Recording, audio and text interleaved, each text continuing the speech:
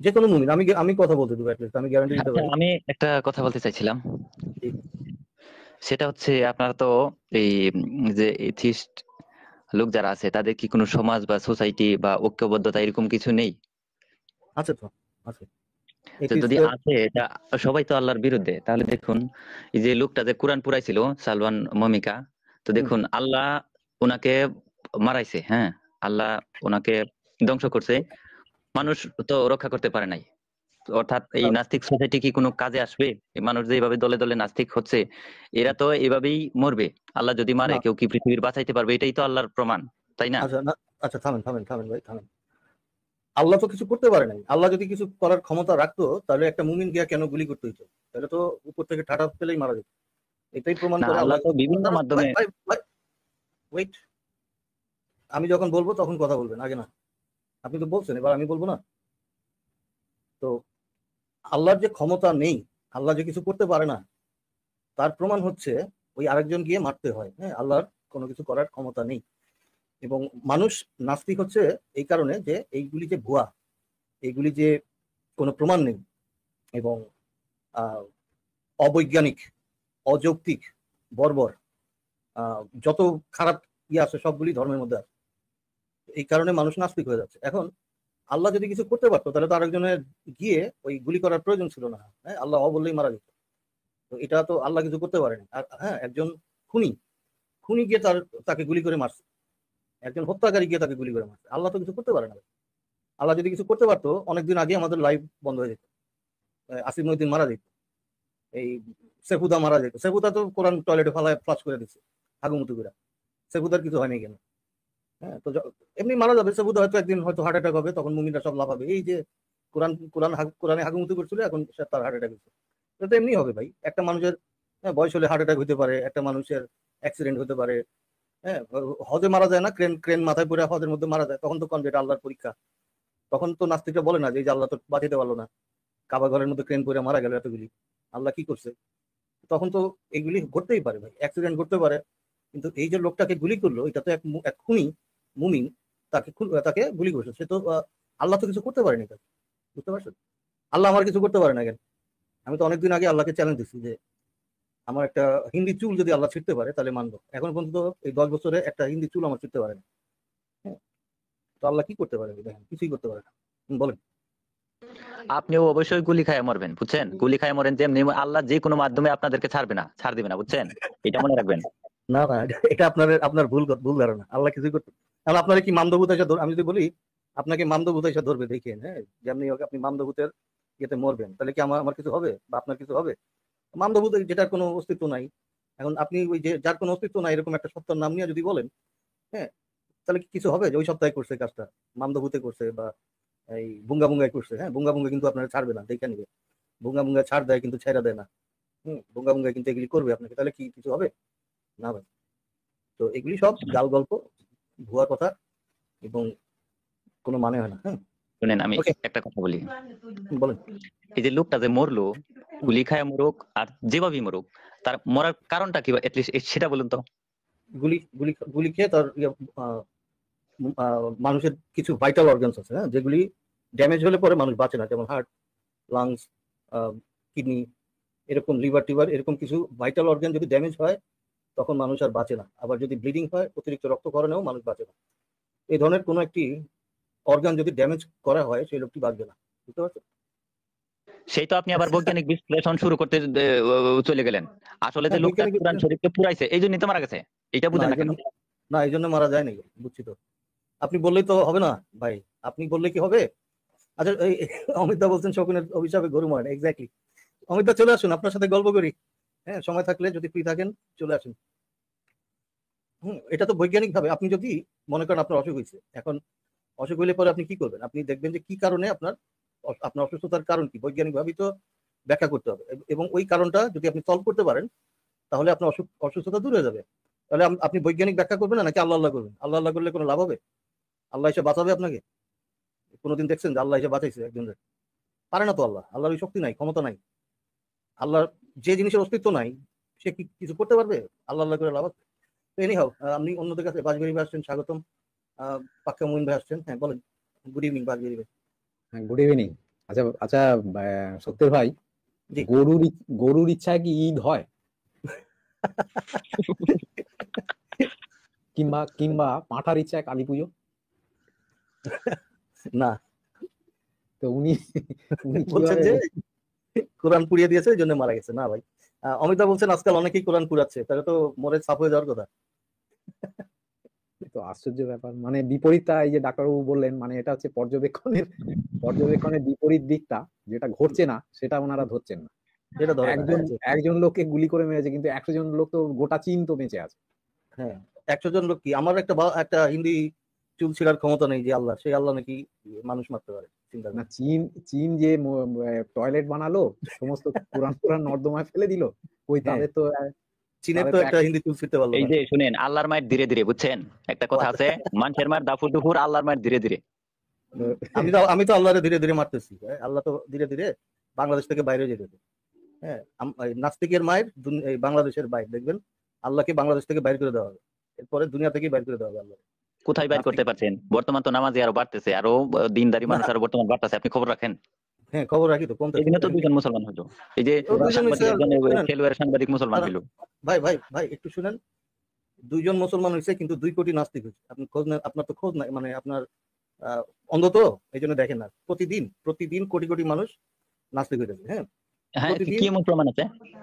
হ্যাঁ, আপনি এটা দেখেন, প্রমাণ তো আছে, অবশ্যই আছে। আপনি এই যে পরিসংখ্যান, হ্যাঁ, ডেমোগ্রাফি লিখে, নন রিলিজিয়াস ডেমোগ্রাফি, কত মানুষ প্রতিদিন রিলিজন ত্যাগ করে, এটা লিখে সার্চ করেন, পাবেন। কোটি কোটি হুজুর লোক। আমার কইছে না, নাস্তিক আছেন আগে 14%, এখন হচ্ছে 3%। হুজুর আমার কইছে না। হুজুরের কথা, যে হুজুর হচ্ছে, যে হুজুর এলো বাটপারি করে খায়, মানে সারা জীবনই করছে বাটপারি, মিথ্যাচার, ওই হুজুর কি সত্য কথা বাইরে হবে তার মুখ দিয়া? ভিক্ষা করে খায়। হ্যাঁ, ইহুদিদের হুজুরও তো ইয়েতে চলে। নাস্তিক, হুজুর হুজুরও তো নিজেই নাস্তিক, না। 100%। হুজুর নিজেই নাস্তিক, সে তো জানে এগুলি ভুয়া, কিন্তু আপনাদের ঠকায় টাকাগুলি নিতে পারে। হ্যাঁ, আপনারা যদি বুদ্ধিমান হন, তাহলে তো আর হুজুর তো আপনাদেরকে ঠকাইতে পারবে না। তো হুজুর তো ভালো করে জানে যে এই লোকগুলি যতদিন বোকাশোকা থাকবে ততদিন আমাদের পেট চলবে। এই লোকগুলি যখনই চোখ খুলে যাবে তখন তো আর হুজুরের পেট চলবে না। এই কারণে সে আপনাদেরকে মিথ্যা টিথ্যা বইলা যেভাবেই পারে ধর্মের পথে রাখতেছে। হ্যাঁ, আর যা দেখেন নিজে মনে মনে হাসে যে কি বোকা এই লোকগুলি। হ্যাঁ, এদের মাথায় কাঁঠাল ভেঙে খাওয়া যায়, ইজিলি বোকা বানানো যায়, হুজুর নিজেই এগুলি মনে মনে হাসে, বুঝছেন?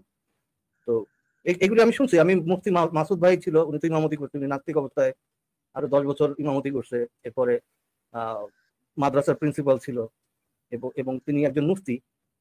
তো উনি বলছে যে এখানে রোজার সময় এরা তো দুপুরবেলায় মসজিদের মধ্যে ভাত খাইতো। হ্যাঁ, দুপুরবেলায় রোজার সময় সব দরজা জানলা বন্ধ করে ভাত খাইতো, ভাত খাওয়ার পরে আবার সন্ধ্যাবেলায় ইফতারি করে আবার তারাবি পড়াইতো। আর হাসাহাসি করতো যে এইগুলি কি বোকা মানুষগুলি। হ্যাঁ, এদের ইয়ে করে, তারাবি মানেই হচ্ছে যে অনেক টাকা, তারাবির নামাজের টাকাগুলি কালেক্ট করে, বিভিন্ন দোকান টোকানে গিয়ে টাকা কালেক্ট করে, ইফতারি কালেক্ট করে। তো এরা তো হাসাহাসি করে, সব হচ্ছে যে বোকার দল, ওদের মাথায় হাত হাত ইয়ে করে ভাঙাইয়া খাইতেছে। হ্যাঁ, তো আপনারা তো ভাই বোকার দল, সব বোকার হদ্দ। সত্যি কথা, তাহলে তো দেখি আপনারা আল্লাহর কুদরত বিশ্বাস করেন না, তাই না? ভাই আল্লাহরই বিশ্বাস করি না, আবার আল্লাহর কুদরত। যার, আপনি কি মানবতের থামেন, মানবতের কুদরত বিশ্বাস করেন? শান্তভাবে কথা বলুন। আমি বলতেছি, আমি কুদরত দেখাই দিমু তো, আমি একদম উল্লেখযোগ্য কুদরত দেখাই দিমু তো আপনারে। আমি আপনার একটা কুদরত দেখাই দিই। এই দেখেন আমি আপনার ব্যাগে নিলাম কুদরত। হ্যাঁ, এখন আপনার আল্লাহর বাপেরে ডাকেন যে আপনার সামনে আনতে পারি কিনা, আল্লাহর বাপেও পারবো না, দেখেন আপনার আনতে পারি কিনা। এই তো কুদরত, ব্যাগে নিয়ে নিলাম। আল্লাহ পারবো সামনে আনতে? দেখেন আল্লাহর যদি ক্ষমতা থাকে আনুক। ডাকেন আল্লাহরে, ডাকেন, আরো ডাকেন। হ্যাঁ, আল্লাহ আমার সামনে নে, আল্লাহ আমার সামনে নে। নাস্তিকে তো পিছনে নিল, বাস দিতেছে আল্লাহরে জায়গা মতো। হ্যাঁ, কই আল্লাহ, কই কই গেল আল্লাহ, কই? কিছু তো করতে পারে না। তো যাই হোক, ধন্যবাদ। এই লোক ধন্যবাদ। হ্যাঁ, সত্যি শেষ আবার করেন। আনলাম, এই জানছি আমার কুদরত দেখাইলাম, এবার দেখাক আল্লাহ কি করতে পারে। হ্যাঁ, আচ্ছা, আপনার কুদরত বলছেন তো, আচ্ছা, জান্নাত এই জাহান্নামের জন্য তৈরি হয়ে থাকেন, আমি বুঝতেছি আপনার ব্যাপারটা। কুদরত দেখাইছেন না? এই তো আচ্ছা, আমি একটা কুদরত। কুদরত, আমি বলি, আর শান্তভাবে শুনেন, শুনেন, একটু দয়া করে শুনেন। আচ্ছা, বলেন বলেন। মাথা কাইটা ফেলাইলে, কোনো একটা প্রাণীর শরীর থেকে মাথা কাইটা ফেলাইলে, যেরকম হাঁস মুরগি, কয় ঘন্টা জীবিত থাকতে পারবো? কয়েক মিনিট পারবে, 2 মিনিট মনে হয়, 2 মিনিটের মতো পারবে। না, আল্লাহর কুদরত দেখুন, কি কুদরত! 1.5 বছর একটা মুরগি জীবিত রয়েছে মাথা কাইটা ফেলানোর পরে, আপনি জানেন? এই যে এই যে আমার কি কুদরত দেখেন, আপনারা গায়েব করে দিলাম স্টেজ থেকে, এই দেখেন আপনি গায়েব হয়ে গেলেন। আমার কুদরত দেখছেন? এদের এই যে এরা এত মূর্খ ভাই, ওই যে এইগুলি বিশ্বাস করে, ওই যে এইগুলি মাঝে মধ্যে খবরে আসে না যে কি কি জিনের বাতাস লেগে এক মহিলা প্রেগনেন্ট হয়েছে, হ্যাঁ এগুলি তারা বিশ্বাস করে যে এটা হলো জিনের প্রমাণ। আরে ভাই ওই মহিলার একজনকে এক প্রেগনেন্ট বানাই গেছে, মানে এত বোকা হইতে পারে মানুষ, জিনের মহিলা বলছে যে জিনের বাতাস আরো বিশ্বাস করতে, ওরা যে প্রেগনেন্ট করে গেছে একজন এসে, হ্যাঁ খোঁজ নিলেই দেখা যাবে, বাপ চোদ্দা ধরা পড়বে যে কে কে তার প্রেগনেন্ট করছে। তো এরা এতই বোকা, মানে এইগুলি বিশ্বাস করে যে মাথা ছাড়া এটা আল্লাহর কুদরত। হ্যাঁ এই যে আসছে আবার, এই যে আপনারা যে গায়েব করে দিলাম, আল্লাহ কিছু করতে পারছে আমারে? কই আল্লাহ কই? সত্তর ভাই আরো তো কুদ্দুত আছে, যেমন ডিমের মধ্যে আল্লাহ পাকের নাম আছে না, গোশতের মধ্যে আল্লাহ পাকের নাম আছে না, ওটা কি কুদ্দুত না? এগুলো দেখলে যদি আপনাদের ইমান না আসে। আপনি একটু প্রাইভেট চ্যাটে আসুন, আমি আপনাকে একটা কুদরত দেখাই। হ্যাঁ সেটা আপনি এখানে দেখান, সবাই করবেন না। প্রাইভেট কেন ভাই, সবার সামনে দেখান। আরে ভাই একটা কুদরত, এটা আপনি চান না যে সবাই দেখুক? আমার প্রাইভেট চ্যাটে কেন দেখেন? সবার সামনে দেখাবেন, লাইভে দেখাবেন, যাতে সবাই দেখতে পারে, সব মানুষ দেখে যে আপনি কতটা বোকা। হ্যাঁ এটা সবাই সামনে দেখান, প্রাইভেটে দেখাবে। ডিমের মধ্যে আল্লাহ লেখা, এটা কুদরত। সত্যি ভাই ধন্যবাদ জন্য। আর আপনি কিন্তু একটা কথা ভুলে গেছেন, যে মোল্লারা কখনো মিথ্যা কথা বলে না। এটা আমি চায়ের দোকানের কিছু ধর্মান্ধ মুসলমানদের থেকে শুনছি, যে তারা যেটাই বলে সেটাই সত্যি। মিথ্যা না বললে আর মানুষ না ঠকাইলে মোল্লাদের ইয়ে বন্ধ, ব্যবসা বন্ধ। ঠিক আছে। আচ্ছা জন ভাই আছেন, জন ভাইকে স্বাগতম, বলেন জন ভাই। হ্যাঁ শুভেচ্ছা সবাইকে। আমার কথা কি শোনা যাচ্ছে? জি ক্লিয়ার, বলেন। লাইভ শুনছিলাম আর কি। হ্যাঁ যে আজকের টপিক হচ্ছে কোরআনের বৈজ্ঞানিক বলতে না? হ্যাঁ আচ্ছা এটা আমি বারবারই বলি যে কোরআনে কি এমন কোন বৈজ্ঞানিক ইনফরমেশন আছে যেটা সঠিক? এটা প্রশ্ন থাকবে সত্যি হবে আপনার কাছে। আর একটা প্রশ্ন থাকবে যে কোরআন কি নিজেই বৈজ্ঞানিক পদ্ধতি অবলম্বন করে? এরা যে বিজ্ঞান বলে চেঁচায়, এরা কি জানে বৈজ্ঞানিক পদ্ধতিটা কি এবং এটা কিভাবে এটা ফলো করা উচিত? এরকম কোনো ইনস্ট্রাকশন বা গাইডলাইন কি কোরআনে আছে নাকি? এই দুটো প্রশ্ন স্টেজে সবার কাছে মেইনলি আপনার কাছে থাকলো। আচ্ছা প্রথম কথা, যদি বৈজ্ঞানিক পদ্ধতি এটা ফলো করে তাহলে কোনো ধর্ম মানা সম্ভব না, কারণ ধর্ম হলো বিজ্ঞানের উল্টা। ধর্ম হচ্ছে একটা কনফার্মেশন বায়াস ফ্যালাসি। হ্যাঁ আপনাকে আগেই সিদ্ধান্ত দেয়, পরে আপনাকে এটাকে গোজামিল দেয়। কখনোই বৈজ্ঞানিক পদ্ধতি ফলো করা হয় না। এটাই সবচেয়ে বড় সাংঘর্ষিক বিষয়। এবং কোরআনে কোনো বৈজ্ঞানিক তথ্য নেই। কোরআনে যেগুলি আছে সেগুলি সব বেগ, মানে এই যে আল্লাহ এটা করছে ওইটা করছে, এই যে মুমিন যেটা বলতেছে যে আল্লাহ এটা বানাইছে ওইটা বানাইছে, কিন্তু কোনো মেথড, মানে কিভাবে আমরা জানবো, কিভাবে জ্ঞান অর্জন করা যাবে, এমন কিছু নাই যা দিয়ে মানুষ শিখতে পারে, বুঝতে পারে। জাস্ট ইনস্ট্রাকশন দেওয়া আছে, এবং কিছু আছে ইনস্ট্রাকশন যে এটা করো এটা করো, কিছু আছে জাস্ট আল্লাহর গুণগান যে আল্লাহ কত মহান দেখো, আর কিছু আছে জাস্ট মোহাম্মদের পারিবারিক বিষয় নিয়ে আলাপ। এইভাবে হ্যাঁ বুদ্ধিমানদের জন্য নিদর্শন, তোমরা বুদ্ধিমান হলে পরে বুঝবে, হ্যাঁ যা বোকারা বুঝবে না, এরকম লেখা। তারা কত মূর্খ, তারা বিশ্বাস করেন, যারা অবিশ্বাসী তারা হলো জাহান্নামী, অভিশপ্ত, এইরকম কথা লেখা। অমিত দা বলছেন, আমি জানি অমিত দা ফ্রি থাকলে চলে আসেন। হ্যাঁ আমি জানি তো holy book is book of science, not science. বিজ্ঞান যে আছে এটা অলমাইটি গডের অবদানতা নাকি? ওকে। তো বিজ্ঞান এই মোহাম্মদকে বিজ্ঞান শিখাইলে তো, মোহাম্মদ যদি একজন সায়েন্টিস্ট হতো, মনে করেন কিছু একটা আবিষ্কার করে দেখা দিল, হ্যাঁ তাহলে তো মানুষ মানতো। কিন্তু মোহাম্মদকে কেন ওই বিজ্ঞানের জ্ঞান দিল না? মোহাম্মদকে কেন মূর্খ? দাঁড়ান আমি শেষ করি, এসব করে নাই কথা আছে, আমি শেষ করি কথাটা, পরে আপনি বলেন। তো এমন একজন মূর্খ লোক যে পড়ালেখা জানে না, যার কোনো জ্ঞান নাই, যে একজন বর্বর একটা ধর্ষক ডাকাত, এরকম একজনকে কেন নবী বানাইতে হবে? হ্যাঁ এটার কোনো মানে আছে? বলেন আপনি। হ্যাঁ মানে কথা হচ্ছে কি, আল্লাহ চাই যে আল্লাহর বান্দারা গরিব থাকুক, মৌলিক প্রয়োজনে চলুক, এটা হচ্ছে নবীর দিন। নবী চাইলে অনেক কিছু করতে পারতো, কিন্তু এখন যারা আছে অনেক কিছু তৈরি করে, এই করে সেই করে, এরা তো জাগতিক ধান্দায় পড়ে গেছে। আল্লাহ তো জাগতিক ধান্দায় পড়তে বলে নাই, শুধু ভাত খাইতে বলছে, ইবাদত করতে বলছে, হ্যাঁ একটা সিম্পল একটা জীবন করতে বলছে, এত কিছু করতে বলছে আল্লাহ?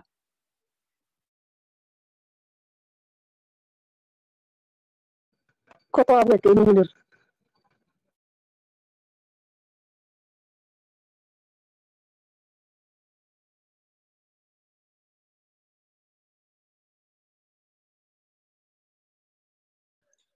হ্যাঁ এখানে কি সবাই নিরাপত্তা পালন করতেছেন এমন কিছু? হ্যালো, আমার কথা শুনে চমকে গেছে তো, এই জন্য হয়ে গেছেন। হ্যাঁ সত্যির ভাই কি স্টেজে আছেন? উনি মনে হয় তো বিজি হয়ে গেছে। আমি একটু যুক্ত হয়ে মমিন ভাইকে একটু ধান্দায় ফেলে দিই। মমিন ভাই যে বললেন সিম্পল জীবন যাপন করতে বলছে, ফাদাকের সম্পত্তি কত হাজার কোটি টাকার ছিল সেটা আপনার জানা আছে? ফাদাকের কি সম্পত্তি বলছেন? দখল করার মানেটা কি বোঝায় বলেন? কিটা সম্পত্তি দখল করছিল? ফাদাকের সম্পত্তি ফাতেমাকে দান করেছিল। ফাদাকের সম্পত্তি কুক্ষিগত করার কারণটা ব্যাখ্যা করেন। কতখানি সম্পত্তি ছিল? ভাই কিছুই যখন জানেন না এত ফাটাফাটি লাভটা কি হয় বলেন? শুনেন, কোরআন থেকে নবীজি মোহাম্মদের কোনো সিরা পরিচয় দেন জামা না। কাপড় পর্যন্ত পড়ছে, গরিব মানুষ ছিল, কোরআন কিসের থেকে সম্পত্তি মোহাম্মদের কথা? পরিচয়টা দেন। কোরআন থেকে মোহাম্মদের পরিচয়টা দেন বলেন। আচ্ছা মোমিন ভাই, আপনার নবীজি আপনার দাসী লাগালাই করতো, এটা এটা আপনি জানেন না নাকি? হ্যাঁ ভাই, জি, আপনার নবীজি দাসী লাগালাগি করতো, এটা কি জানেন না আপনি নাকি? দাসীদেরকে নিরাপত্তা দিত। হ্যাঁ ভাই ও নিরাপত্তা মাই ভাই। গড, এই যে ভাই বলছেন নিরাপত্তা কাশিরা কি বলছে? একজন একজন করে কথা বলেন, একজন একজন করে বলেন। দেখেন আচ্ছা এই যে আচ্ছা ভাই, আচ্ছা সত্যি ভাই আপনি বলেন, আপনি বললে বেটার হবে।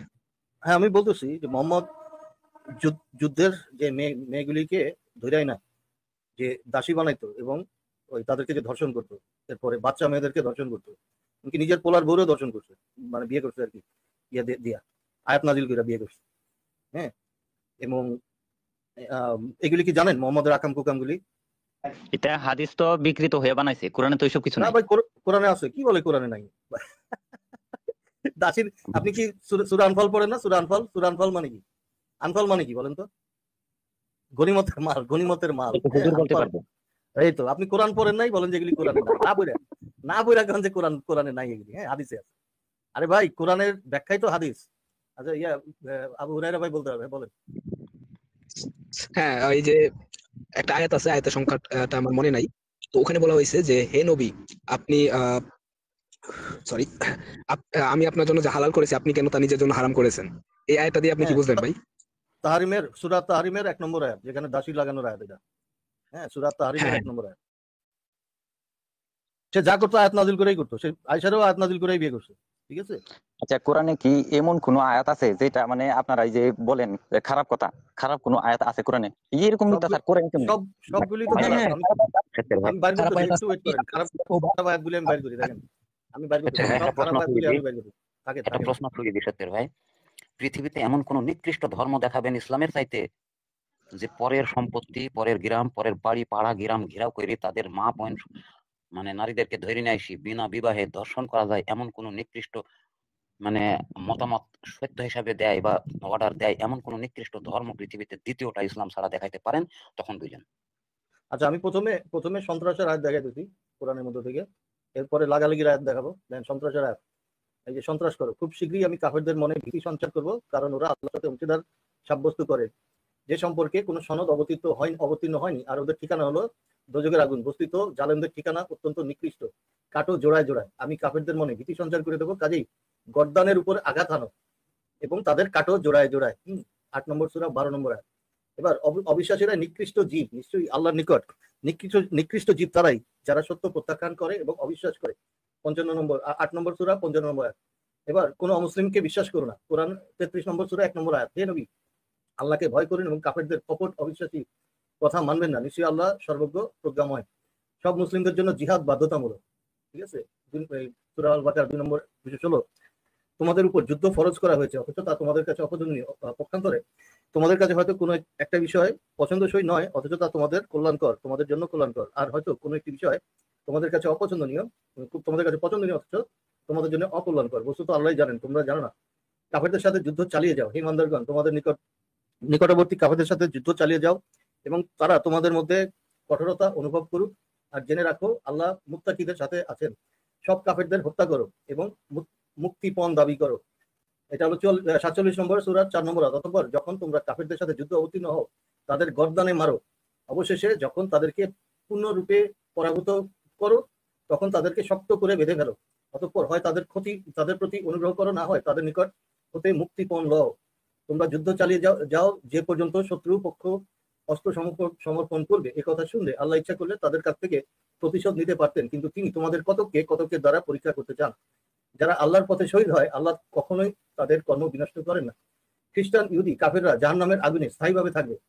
কোরআনের 98 6 নম্বর আয়াত, আহলে কিতাব ও মুশরিকদের মধ্যে যারা কাফের তারা জাহান্নামের আগুনে স্থায়ীভাবে থাকবে, তারাই সৃষ্টির অধম। এরপর দেখেন কোরআনের বর্বরতা, যারা আল্লাহ তার রসুলের সাথে সংগ্রাম করে এবং দেশে হাঙ্গামা সৃষ্টি করে। আমি দিয়ে নিই। আগে শুনেন, তারপর আগে আপনি কোরআনের খারাপ জিনিস দেখতে চাইছেন না, খারাপ বর্বর হিংস্র এগুলি দেখতে চাইছেন না, মাঝখানে থামান কেন?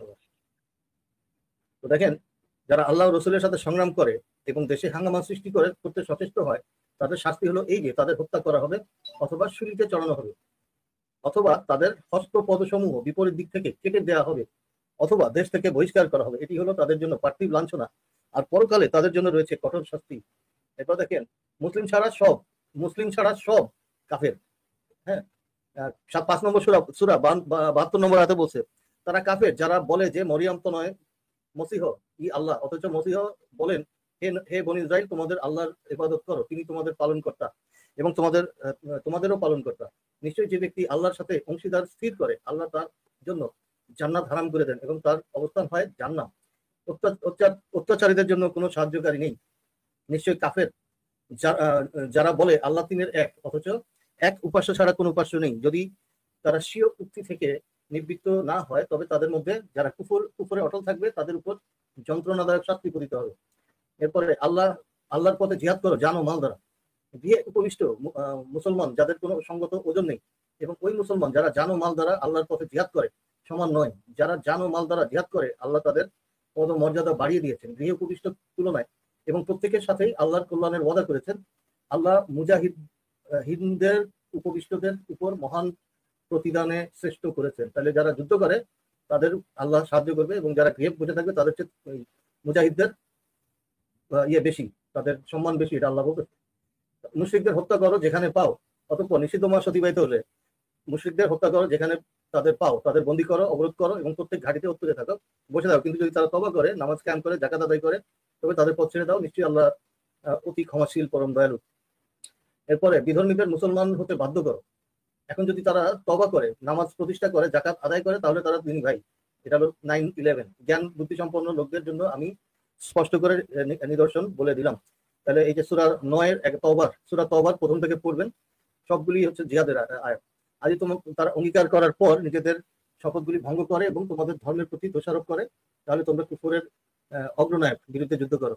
তাদের শপথ রইল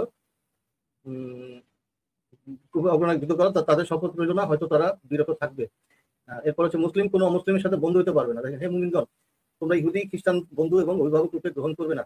তারা পরস্পরের বন্ধু অভিভাবক, এবং তোমাদের মধ্যে যে কেউ তাদের বন্ধু অভিভাবক গ্রহণ করবে তাদের একজন হয়ে যাবে। নিশ্চয়ই আল্লাহ অন্যায়কারীকে সুপথে পরিচালনা করে না।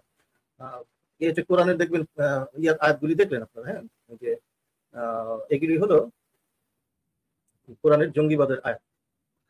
সরি সত্য ভাই, আমি একটু বলি সত্য ভাই, আপনি একসাথে অনেকগুলো মানে ঈদ দেখাইলেন আর কি।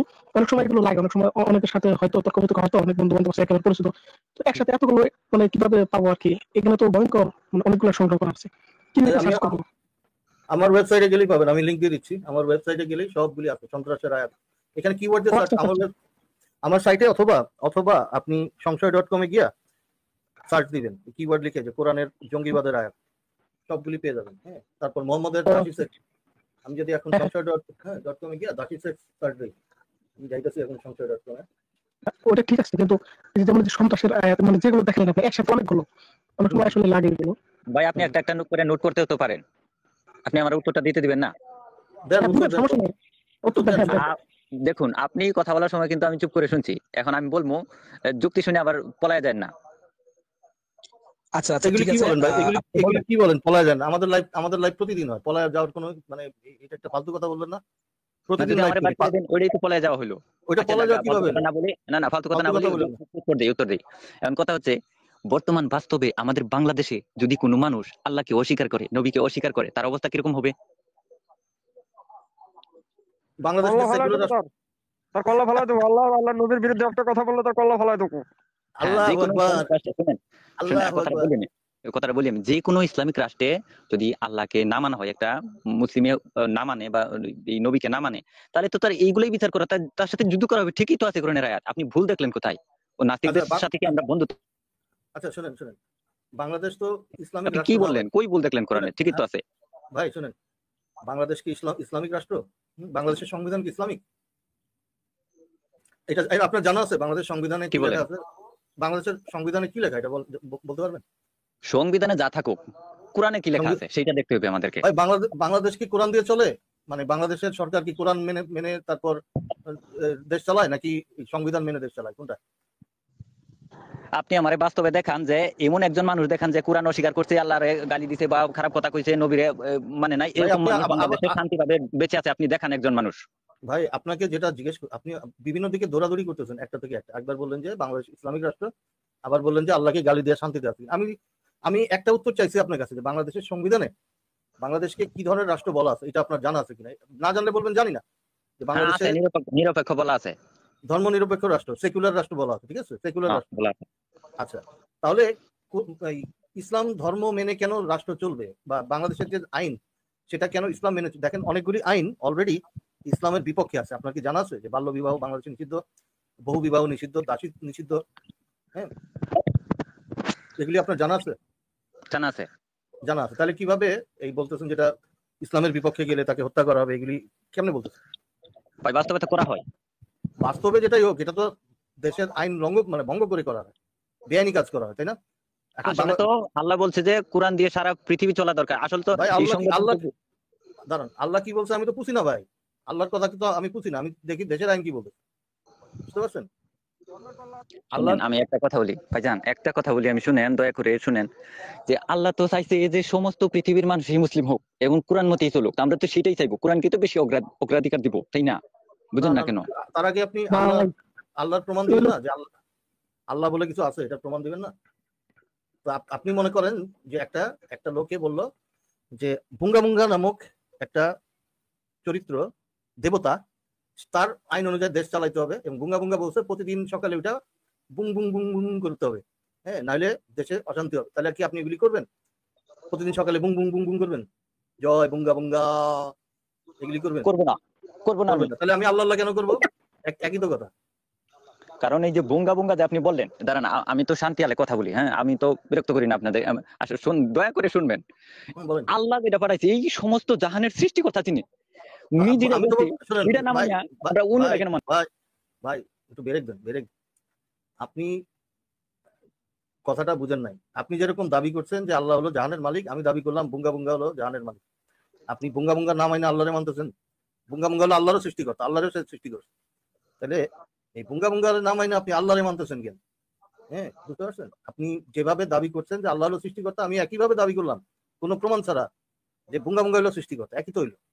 কি পার্থক্য, তাই না? আপনার তো প্রমাণ লাগবে। ওটা তো আপনি কইতাছেন, ওটা কি আর আল্লাহ কইতাছে? আরে আপনি যেমন বলতেছেন আল্লাহ সৃষ্টি করছে, আমি কইতেছি বুঙ্গা সৃষ্টি করছে, কথা না? বলেন কোন কথা তো ওইটাই, ওটা তো আপনি বলতেছেন, আল্লাহ তো বলতেছেন না। আল্লাহ যেটা বলতেছে ভাই এই রামসাগর, সরি, শুনেন, আল্লাহ আগে প্রমাণ করেন আল্লাহ আছে, যে নাই সে কিছু। আল্লাহ যেরকম বুঙ্গা একই, আল্লাহরে বুঙ্গা সৃষ্টি করছে, বুঝতে পারছেন? আপনারা তাকে একা পেয়ে আপনারা সবাই মিলে তাকে একা ধরছেন। আরে ভাই একা ধরছি কি? সে কোরআন থেকে কিছু আয়াত দেখাইতে কইছে, আমি দেখাইলাম। এরপরে আমি উত্তর সুন্দর করে উত্তর দিয়ে দিছি। কিসের উত্তর দিয়েছেন? সবগুলাই তো আল্লাহ প্রদত্ত কথা, এবং আল্লাহ যেভাবে বলছে সেভাবে চলতে হবে, তাই না? নাস্তিকদের সাথে আমরা মিলামিশা করবো নাকি? আরে ভাই এগুলি যে অভদ্র, এগুলি যে একটা বর্বর রীতি, যে কাউকে অবিশ্বাস করার জন্য তার কল্লা কাটা, জিহাদ করা, মুক্তিপণ নেওয়া, তারপরে ওই যে অমুসলিমদের সাথে বন্ধুত্ব করো না, এগুলি যে বর্বর এবং রীতি, এগুলি তো বুঝতেছেন নাকি? না বুঝেন না?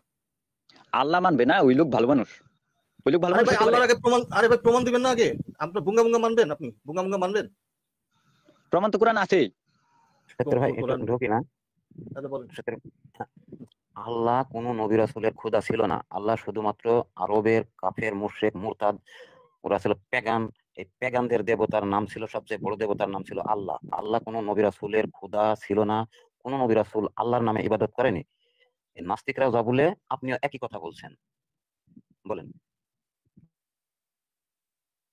এখন এই যে আল্লাহর যে দুনিয়া, এটা তো আগে প্রমাণ করতে হবে। কোরআন কোনো প্রমাণ না। আল্লাহর প্রমাণ যদি কোরআন হয়, তাহলে হলো ভগবানের প্রমাণ হলো গীতা, বুঝতে পারছেন? বেদ। আচ্ছা ঠিক আছে, আমি একটা কথা বলি। আমি বড় হুজুরের নিয়ে আমু, দেখুন পরে কত কথা কইতে হবে। আমি বড় হুজুরের নিয়ে বড় হুজুরের নিয়ে আমি আমু। হ্যাঁ, বড় হুজুর, বড় হুজুরের সাথে কথা বলতে পারবেন এইভাবে? হ্যাঁ অবশ্যই। বড় হুজুর আমারে একা পায়াতে বলছেন, হ্যাঁ, আপনি যত বড় হুজুর পারেন নিয়ে আসেন, হ্যাঁ আমরা কথা বলবো। আচ্ছা হ্যাঁ, ইসলামের সৈনিক বলেন। হ্যাঁ সত্তর ভাই, এই যে সত্তর ভাই, আপনি কিন্তু একা না ভাই, আমি আছি, আমি ইসলামের সৈনিক ভাই, সব কথা কল্লা ভালো আগে। হ্যাঁ ঠিক আছে, পাইলে তো ভালো হবে, না পাইলে করতে গিয়ে ভালো হবে। আপনার কল্লা সবার আগে ভালো, আপনি কোরআনের বিরুদ্ধে কথা বলছেন। আপনি আপনার মোবাইলের কল্লা ফালাইতে পারেন, আর কিছু ফালাইতে পারেন না। একবার ঠেনাটি দেন না, গাড়ির উপরে আপনার মাথা থাকবো না। এটাই তো ইসলামের শান্তি আর শান্তি, তাই না? শান্তি আর শান্তি। এই যে হ্যাঁ, আইডি আমিও আছি আপনাদের পাশে। অবশ্যই অবশ্যই এই যে ইসলাম শান্তির ধর্ম। এই যে আপনার নবী যে মেয়েদেরকে তুলে না এই দাসী বানাইয়া তাদের ধর্ষণ করছিল, হ্যাঁ, এরপরে একটা বাচ্চা মেয়েরে ধর্ষণ করছিল, এরপরে নিজের পুত্রবধূকে ফুসলাইয়া আপনার কোরআনের আয়াত নাজিল কইরা বিয়ে করছিল, হ্যাঁ, এই যে আকামগুলি করছিল, এটার মধ্যে শান্তি, এটার মধ্যে কি শান্তি আছে নাকি? খালি সেক্স, সবগুলো ফালতু কথা, আপনারা সব কোরআনের বিরুদ্ধে বলেন। আমি তো কোরআনের আয়াত দিতেছি, তারিমের 1 নম্বর আয়াত বের করেন, হ্যাঁ, ওটার তাফসিরে পাবেন। না ওটা কোনটা তো মিথ্যা মধু বলছে? খাওয়া নিয়ে ভাই, না মধু খাওয়া না, মধু খাওয়া নিয়ে বলে ওটা ওইটা তো মধু আচ্ছা, খাওয়া নিয়ে। আচ্ছা না রে সত্যের ভাই, জি না সত্যের ভাই বলেন, হ্যাঁ বলেন। আচ্ছা আপনারা বলছি এত এত উচ্চা পড়িয়া লাগছেন, হ্যাঁ, এত বিরোধী কথা বলেন, জাকির নায়ক হুজুর সাহেবের লোকে পারবেন? জাকির নায়ক পলায় গেছে কেন?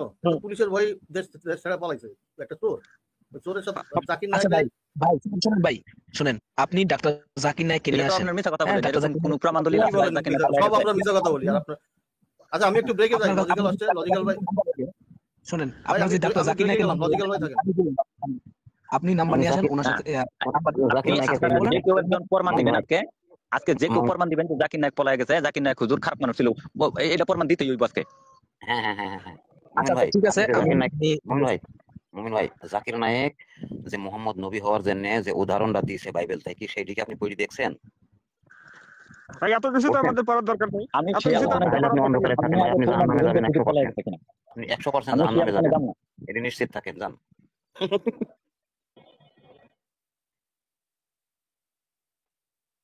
আমি অপেক্ষা করতেছি, কি এভিডেন্স দেখাবেন, দেখান যে হুজুর পলায় গেছে, খালি কথা খালি কইলেই হইলো। না ভাই, কে পলাইলো কে পলাইলো না ওটা নিয়ে আমাদের দরকার না, আমরা কুরআন হাদিস নিয়ে কথা বলি। দরকার যেহেতু নাই, তাই বলবেন কেন যে হুজুর পলায় গেছে? অত বড় ভারতের একজন বিশিষ্ট হুজুরের কথা বলবেন কেন? জন্মস্থান ভারতে, সেখান থেকে গ্রেফতারি পরোয়ানা হয়েছে, তারপরে সে ভারত থেকে পলাইয়া গেছে, এটা তো সত্য ভাই। এ কথা তো সত্য না, এ খবর আপনি আপনি পাইলেন কই? জাকির নায়কের বিরুদ্ধে একটা কথা বললে ভাই আপনারা কল্লা ফেলা দেবো। আচ্ছা শুনেন, আমি প্রাইভেট চ্যাটে দেখেন একটা লিংক দিছি, হ্যাঁ, এখানে আসাদ ভাই এই যে ডাক্তার জাকির নায়ক যে কি ভন্ডামি করতো, কিভাবে ইসলাম বিক্রি করে খাইতো আর কিভাবে পলায় গেছে, হ্যাঁ, 44 মিনিটের একটা ভিডিও, এটা আপনি পুরোটা দেখেন, একটু কষ্ট করে দেখবেন, হ্যাঁ, এখানে একদম রেফারেন্স সহ দেওয়া আছে। পরে না, আপনি স্ক্রিন শেয়ার দেন, স্ক্রিন শেয়ার দিয়ে বিভিন্ন পেপার পত্রিকায় আসছে সেইগুলো দেখানো রে। আচ্ছা ঠিক আছে, আমি যে কোনো একটা দেখলে আমি আপনাদের মতন গাউরা না, বুঝছেন? হ্যাঁ, আপনি ভিডিওর ডেসক্রিপশনে যে আমি লিংকটা দিয়েছি, এই ভিডিও ডেসক্রিপশনে আপনি নিউজের লিঙ্কগুলো পেয়ে যাবেন, আর ভিডিওটা যদি ভালো দেখেন তাহলে পরে ভালোভাবে বুঝতে পারবেন। আচ্ছা ঠিক আছে, আমি বড় হুজুর নিয়ে আমি আজকে গেলাম গা। না যাবেন কেন? এখানে তো আমরাও আছি নাকি? এখানে তো আমরা আছি, এখান থেকে যাবেন কেন? চলে গেলে ভাই, আমি তো